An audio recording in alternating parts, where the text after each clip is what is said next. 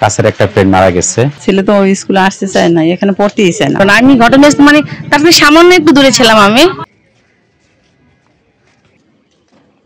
ঘটনাটা হয়েছে তখন আমার বাচ্চা ওই ছেলেটা মাঠের কোনায় ছিল, ও পুরাপুরি দেখছে আর কি। তো আমার ছেলে একটু ভয় পাচ্ছে, আর ওর কাছের একটা ফ্রেন্ড মারা গেছে, তার ওর সাথে একসাথে ক্লাস 2 তে ইংলিশ ভার্সনে ছিল, ওরা বাংলা ভার্সনে ছিল, ছেলেটা মারা গেছে আর কি। এই জন্য ওরা মানসিক ভাবে একটু ইয়েতে এই জন্য ডক্টর কাউন্সিল করতে আসলাম। ওই স্কুলে দুর্ঘটনার সময় ওই স্কুলের ভিতরে আটকা ছিল, ওই 1-1.5 ঘন্টা পর বাইর করছি।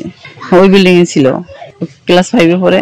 আমার ছেলে তো অসুস্থ, ডাক্তার দেখাতে নিয়ে আসছি কাউন্সিলে।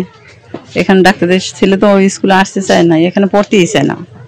তখন আজকে নিয়ে আসছি ডাক্তারের কাছে, আবার বাংলাদেশ মেডিকেলেও ডাক্তার দেখানো হয়েছে, এখান থেকে রিপোর্ট করানো হয়েছে এবং পরীক্ষা নিরীক্ষা করছে, এগুলোও করা হয়েছে। তখন অসুস্থ, মানসিক অসুস্থ। আমার ছেলে তো অ্যাক্সিডেন্ট, মানে হাত কাটা গেছে, না এই কান পোড়া গেছে, নাক পোড়া গেছে, তো অনেক জায়গাতে আঘাত, এই যে হাতে আঘাত, এই যে কানের আঘাত, এই সব জায়গাতে আঘাত পেয়েছে। আগুনের ভিতরে ছিটকে শরীরে পড়ছে। এই তো বাচ্চারা ভয় পায়, প্লেনের শব্দ পেলে মনে হয় যে এমনই এখানে আবার অ্যাক্সিডেন্ট হবে, এইরকম মনে মনে ভাবে। তো সেদিন আমার বাচ্চার ছুটি হয়ে গেছিল 1টার দিকে, কিন্তু ওদের ম্যাডাম বলছে এক্সট্রা ক্লাসের জন্য থাকার জন্য। তো ওই স্কাই সেকশনে বসা ছিল, তার 2 মিনিট আগে আপনার রেনবোতে নিয়ে গেছিল ওকে, ওর ম্যাথ টিচার। তার 2 মিনিট পরে এই ঘটনা। আমি ঘটনা মানে তারপরে সামান্য একটু দূরে ছিলাম আমি। হঠাৎ করে আমার মনে হলো কি চারিদিকে অন্ধকার হয়ে যাচ্ছে, মানে আমি চোখে কিছু দেখতে পারতেছি না, ধুলার বিকট আওয়াজ, আগুন আর ধোঁয়া, কিন্তু কি হচ্ছে আমি মানে ঠিক সেই মুহূর্তে আমি চোখে কিছু দেখতে পাচ্ছিলাম না, বুঝছেন। আমি ভাবছি আমার গায়ে মনে হয় আগুন লেগে গেছে। হঠাৎ আমি পিঠের দিকে হাত দিলাম, দেখলাম আমার হাতে কিছু না, মানে এমন বিকট শব্দ হইলো, মানে আমি দাঁড়ায় থাকতে পারতেছিলাম না।